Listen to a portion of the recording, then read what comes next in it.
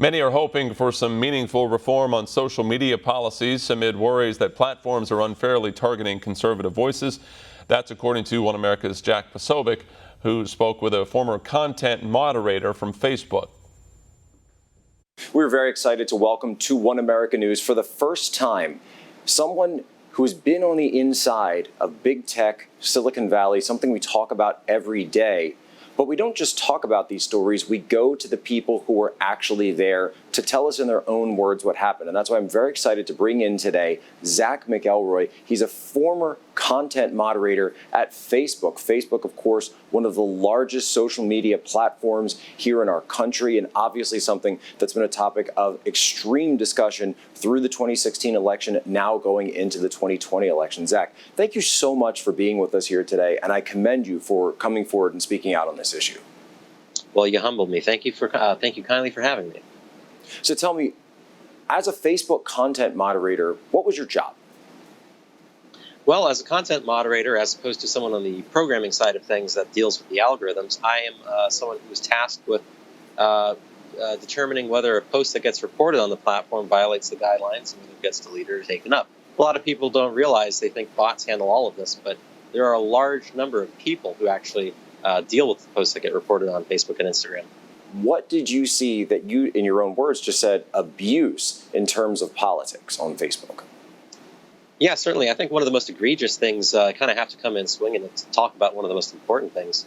They had an exception in their violence policy for people on the designated hate individuals, dangerous individuals list. They have a list of people who are categorized as dangerous or hateful, other such things. And this was reported on briefly last year.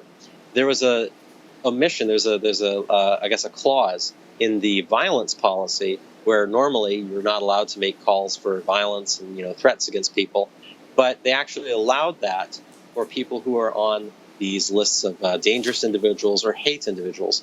So briefly reported on last year was that you could do this against people who are on this list, such as Gavin McInnes or other people who are implicated, like Milo, Laura Loomer, InfoWars, Alex Jones, et cetera, et cetera.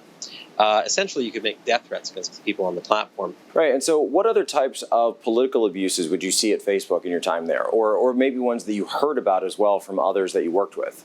Yeah, so the hateful and dangerous figures list includes almost exclusively people on the right-wing extremists, in other words. It includes every obscure Nazi general and officer from World War II that you've never heard of, and some right-wing extremist activists in Europe and the UK, etc., Tommy Robinson, but they don't have anybody on the left on that list. I mean, you can say as much as you want about some of these right-wing, extreme people. Maybe they're violent, but there's no one on the left there. I mean, I think they had a thing where they banned Louis Farrakhan at some point, but it's kind of like 1 out of 1,000. Right, so it's completely imbalanced. Obviously, there's more things on Facebook than just politics, but yet it always seems again and again that these rules, these cues, these guidelines are created and then only applied to conservatives and supporters of President Trump. Oh, absolutely. And, you see this in the internal culture as well. What would you like to see in terms of bringing that platform back to where it once was this idea of the free share of information and kind of this digital public square? Talk is cheap. At this point, it's been years. They've been doing this so many times, nothing has happened. I think at this point, our last resort and our only option is legislative action.